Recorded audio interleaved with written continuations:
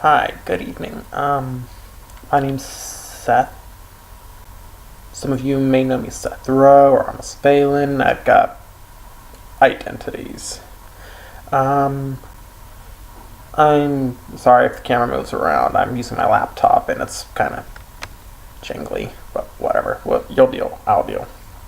But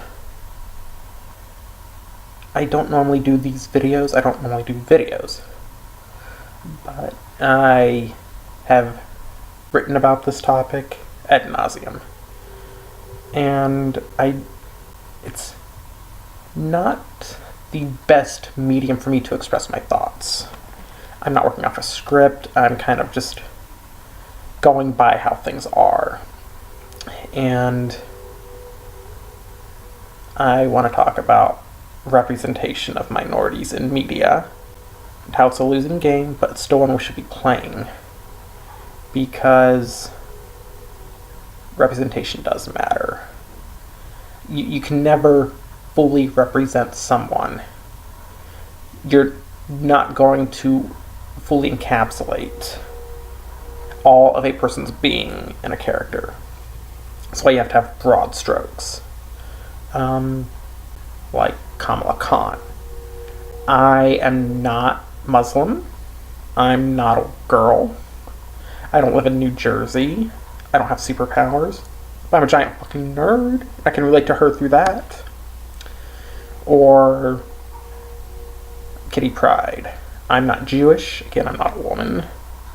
I don't have superpowers. But I'm stubborn as all get out. And I can relate to that. And character traits, to me, are just as important as skin tone or sexuality or gender or whatever. Because not every character is the same. Not every black woman acts exactly the same. Not every gay man acts exactly the same. Not every Hindu acts exactly the same. And yes, there are commonalities amongst every group, but we're individuals. And that's where representation fails, because you can never completely capture an individual. I'm never going to see in media a deaf, because I am deaf, in case some of you didn't know. This ear doesn't work. The funny looking one over here, it works okay. But I'm never going to see a deaf, gay, bald, bearded, hairy man on a TV show or a comic book. But I can see parts of each of those in different characters, and that's great. Because no one character is going to completely capture a person. I think I've already said that, but it bears repeating. No one character completely capture a person. Amanda Waller, strong, and I mean strong black woman. But she's also a sociopath. And she's power hungry and driven, and she plays on the same field as a white man. And she owns. She's a brilliant character because she's allowed to be a black woman and something else. And that's what we should want, you know. A minority character should be more than their minority status. And that's some of the problems I have with some minority characters. I'm going to talk about comic books a lot because I'm a giant nerd, as you've noticed. But one of the problems I have with Bobby Drake is, since he came out in the comics, that's pretty much all he's been, is gay. I read the first trade of his solo series. I enjoyed it. It was great. It had one of my favorite lines ever. Muties and queers. Muties and queers. But that's the only storyline he's had, is gay. Because that's all he's allowed to be, is gay now. I never knew of a deaf character in comics before Echo and Daredevil. Echo is, I believe she's Hispanic, but she might be Native American. I'm not entirely sure. Technically they're the same thing, but I don't want to get into that. But Echo is a deaf woman, and she's not like me. She's not hearing on one side, deaf on the other. She just has no hearing. I don't know what that's like. But I saw that. I saw a moment with that character in that comic of this woman, this deaf woman, watching a movie with a blind man, with Matt Murdock, Daredevil. And she's reading his lips as he's telling her what the characters are saying, and she's telling him, in response, what they are doing on the screen. And people are getting mad at him because they're interrupting the movie. But it's a perfect moment of characters acknowledging and having their disabilities, but also being more than that. And that's what I want to see in representation. I want someone to be more than their minority status. And, the only deaf character I know of that's got my condition, so to speak, is deaf but can also hear, is Clint Barton, Hawkeye. And he's not deaf in the movies. He's not deaf in the cartoons. He's deaf in the comics. And I didn't know that for the longest time, because a lot of writers forget. But Matt Fraction and David Aja, who was the artist, they worked their asses off on an issue dealing with the fact that Hawkeye's deaf. Had minimal dialogue. Almost everything was said in sign language, which I loved, but I don't know sign language. No one thought it was important for me to learn sign language, because even though I'm deaf, I can still hear, But to see a character like me, who, aside from being deaf, I have nothing in common with Clint Barton. But he's deaf, and that's great, it's wonderful, and I love it. And I want to see diversity in media. I want to see these different characters with different personalities and different traits. I want them to be minorities, but also be more than that minority status.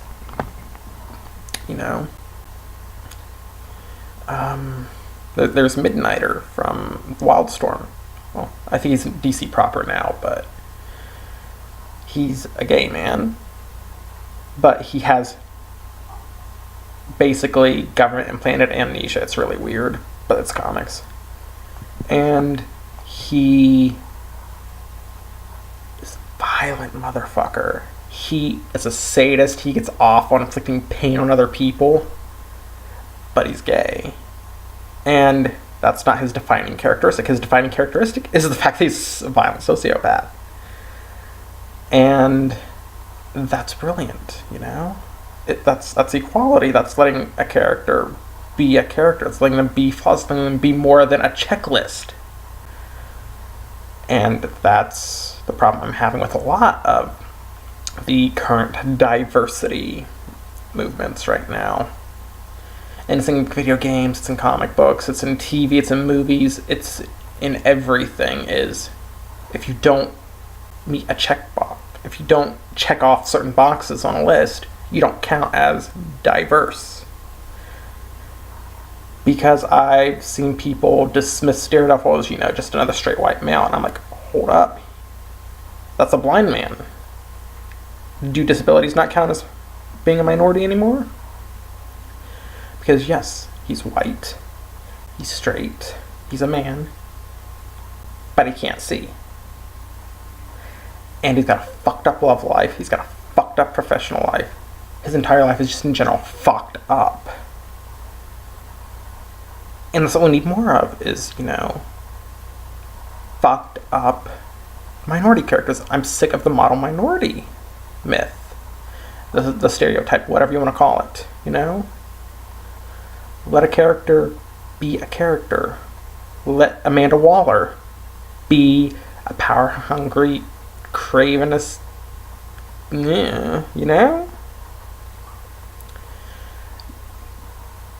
Because it's important for people to see themselves Because I'm trying to think the best way to put this, because like I said, I'm not working off a script.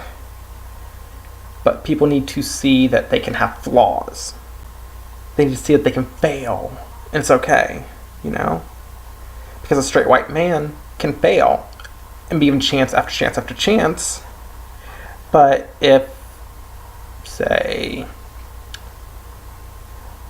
a black lesbian in a wheelchair fails, that's all she'll be, is a failure. Because we have the inspirational bullshit going on. And goddamn, if you don't succeed, well, that's okay, you know. That's the bigotry of low expectations, and I know that is a conservative, hell, I'd even say it's an alt-right thing, but it's a point they have where it's okay to expect less from a minority because they have it harder. And that's the opposite of what we should want. We should want for someone to not give a shit about what their lot in life is and just do the best they can. And if they fail, then they fail. And they pick themselves up and get right back to it. You want to treat a minority just like you would anyone else. You know? Bitch in a wheelchair wants a soda. You don't get up and get it for them. You say, bitch, you can wheel your ass over to the fridge and get it your goddamn self. You're not helpless. That's how shit should be done. But we're living in this weird thing of conservatives think that every minority character is a token, and liberals want to be tokenized. It's really bizarre to me because that's the opposite of progress.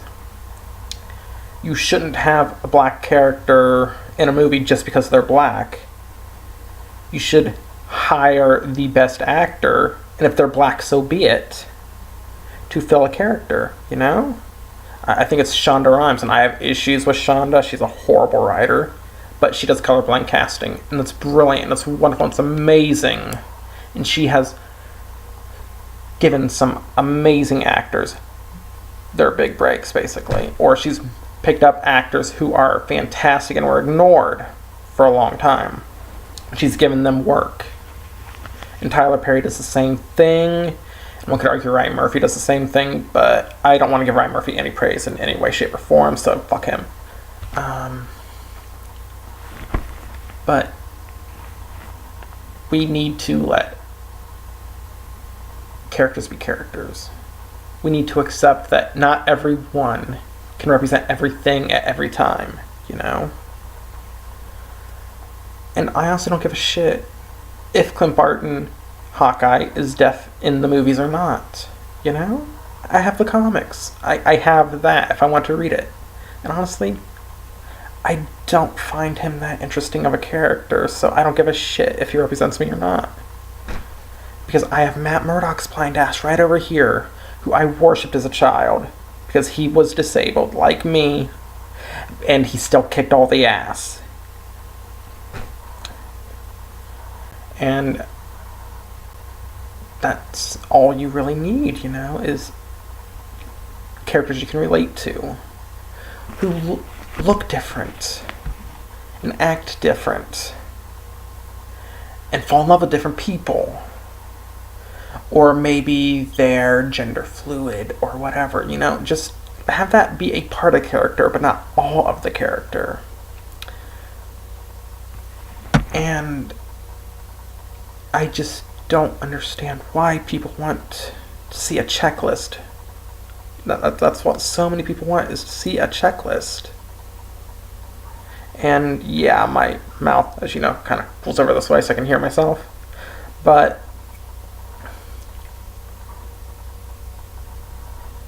we need to accept that representation is about averages. cannot get a specification. Sorry, stumbling over words. I'm really, really bad at this. But we need to accept broad strokes, you know. Kamala Khan's perfect because she is the daughter of immigrants. She's not white. She's a Muslim. But everyone relates to her because she's a nerd. She has hero worship. And that's amazing because they're not tearing down anyone else. You know, her story's not this poor brown girl being put upon by all these evil straight white men, blah, blah, blah. No, her story is she wants to be a hero, so she's doing the best she can to be a hero, and she's inspiring people as a result. She has motivations outside of her identities. They may be informed by, but they are not caused by her identity.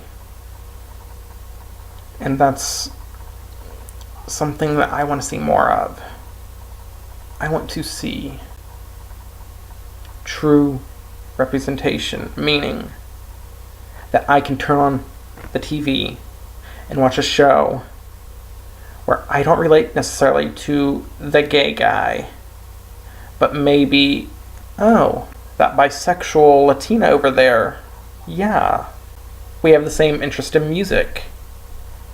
And we both think that Ryan Murphy's god-awful. And I can relate to her. I want to see diversity in thought amongst minorities because minorities are not a homogeneous group. They're not a hive mind. You have conservative black people. Again, Amanda Waller. She's pretty much a Republican. You know, you have let's say homophobic Latinos, and that's fine, you know.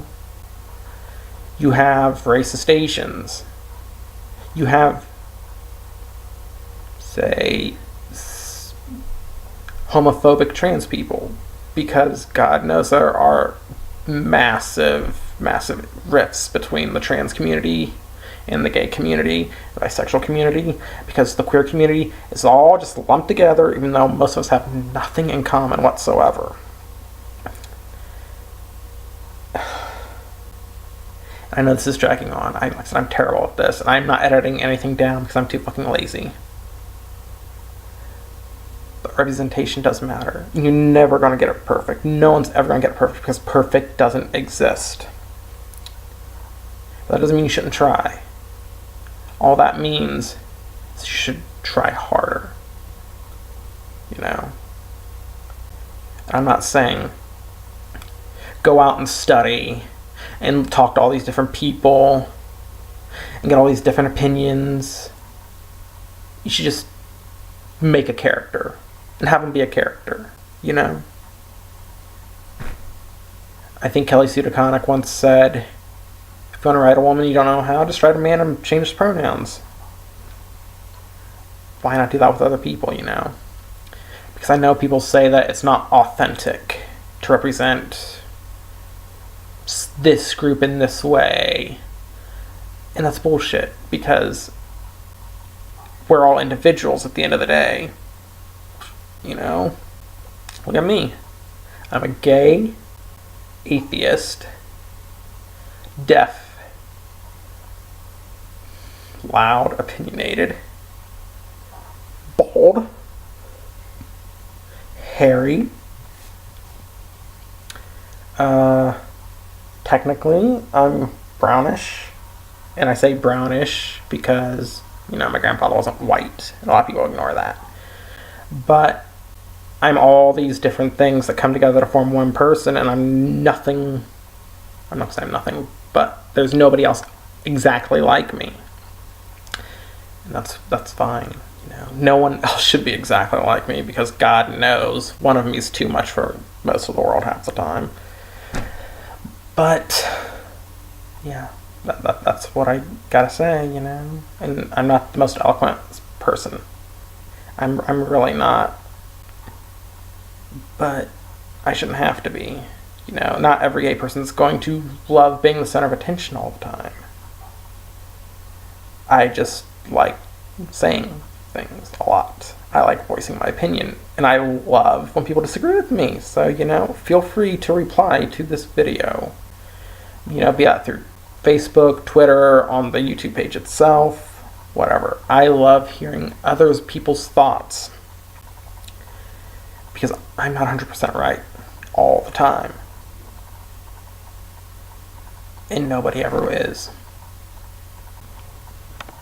Later.